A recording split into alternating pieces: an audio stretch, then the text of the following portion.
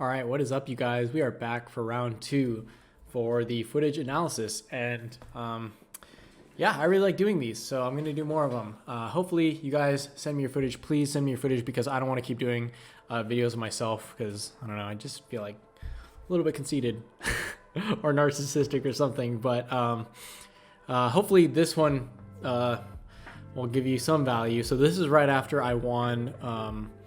The first Break Yourself, which is the last jam that you saw, and then this is actually the second or the third iteration. This is the one afterwards, and that one happened in March. This one is going on in, I think, summer, like July or something like that. So it's super hot.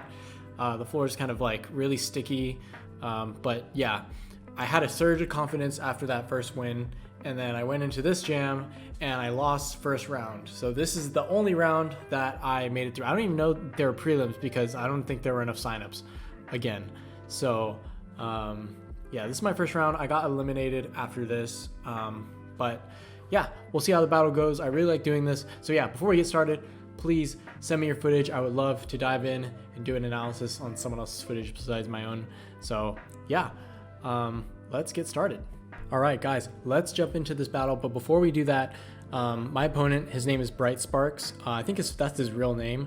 But this is the next iteration of Break Yourself. So this is like 2 or 3 months after I had won that previous jam, and I got knocked out this first round. Bright was, I think he started around when Mark and Taj started, so he had years of experience on me, and then on top of that he had a gymnastics background, so he already had really good power and freeze foundations, or he picked it up really quickly.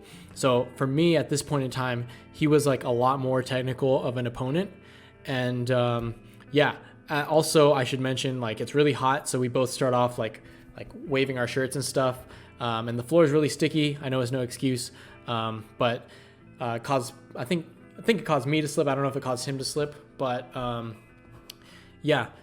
Let's get into this battle. I guess it's only a minute and 15 seconds, but I'll watch the whole thing once, and then I'll because I don't want to pause halfway, so I'll give you guys a view of what it's like, and then after that first run through, I'll pause and talk about what I liked from Bright, what I liked from myself, and things I didn't like from myself, because I really like Bright's round.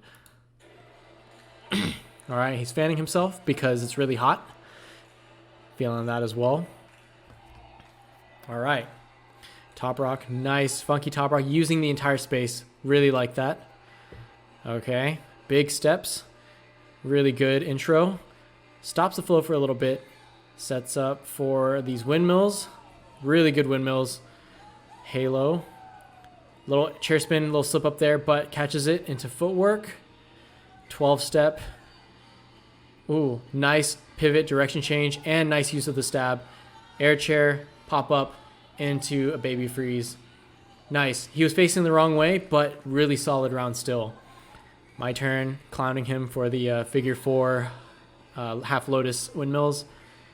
Top rock is better than last time, but still not quite enough. You can tell I'm a little bit more confident from the last battle.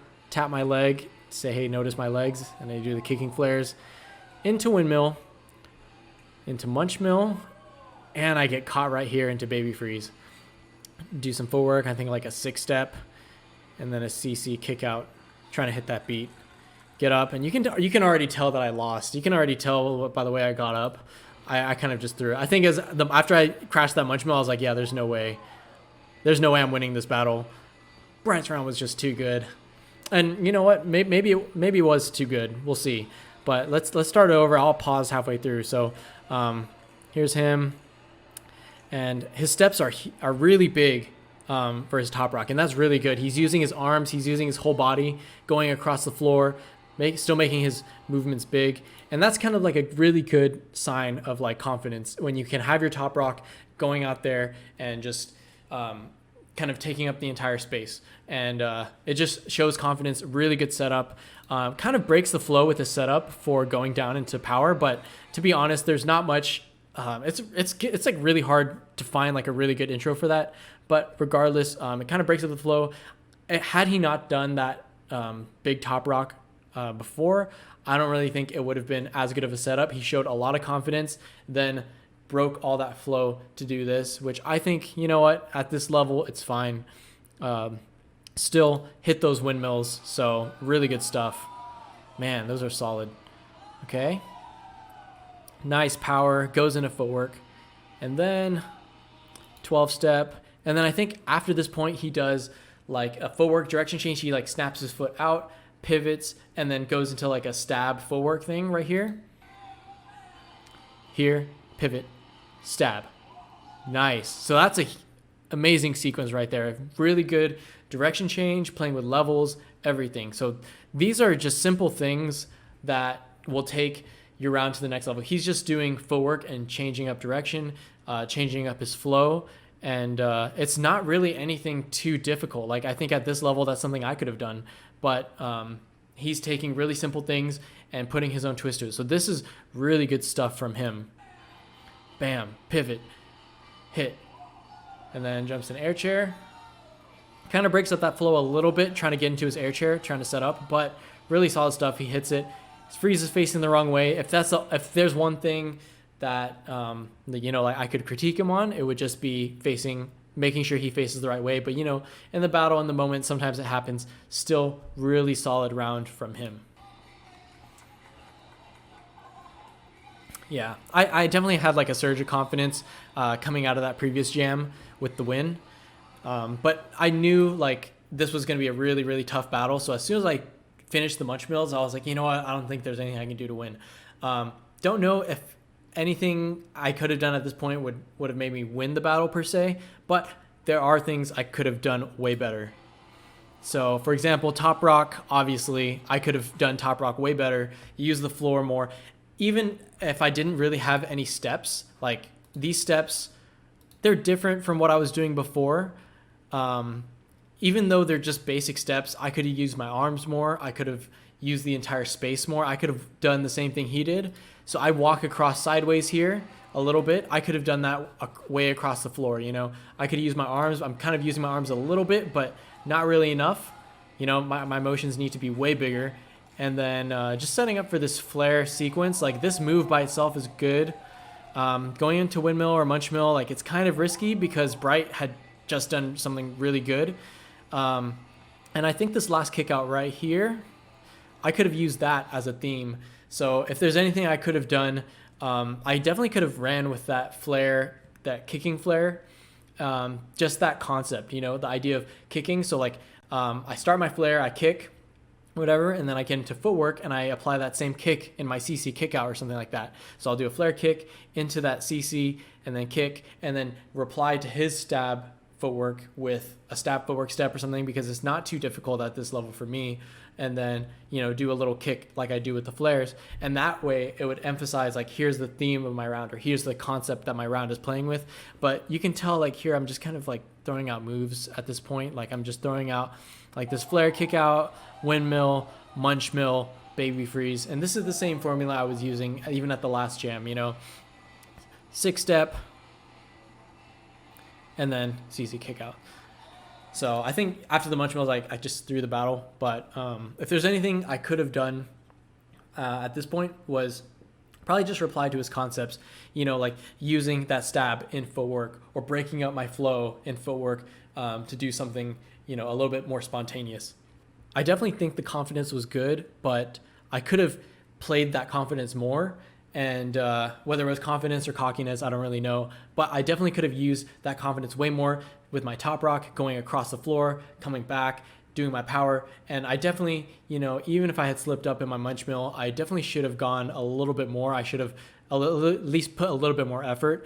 I know like for people that feel a skill differential, like I definitely felt a skill differential between me and Bright. I kind of just threw the round, and I think it's pretty normal for people to just like, like screw it, like I'm just gonna like throw the round.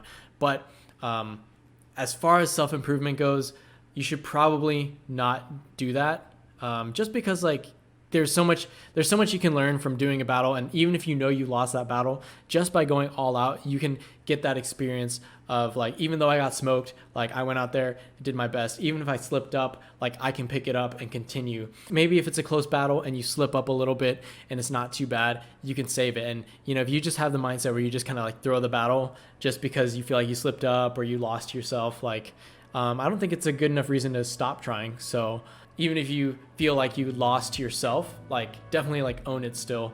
Go out and just pick it up from where you left off, and just keep going at it. So yeah, that's pretty much it for this battle. I think Bright had some really good, really confident top rocks going through, really good power, really good use of freezes and mix-ups in his footwork. Good direction change in there, something I saw. And the only thing I would say would be having that freeze facing the right direction. For me, it would be, like utilizing that confidence to really push, to make my movements bigger, and really show my confidence in my movements rather than just like looking cocky. And then, like as far as like power goes, like I had one little concept that I could have played with. Maybe I didn't see it back then, but it's something, like if I were to give myself advice at this point in time, that would be one thing. Like, I see like I have a concept going on, like a small theme, that a potential theme in my round where I have my leg kick out in the beginning and the flares, and then at the end of the CC kicks. So that's definitely something, if I were to look back on, like, oh, I could have, like used that and combined that and made like a concept round or a themed round or something like that. Don't know if it would have won me the battle, but I think as far as like what I can work on and what I can improve on, it would have been, working on that theme or making just this round a little bit better. So yeah, that is about it. So let me know what you guys think about this. I know it was a really short battle, but I think there was a lot more to unpack from this battle than there was even in my last bracket. Definitely took this L, definitely deserved it.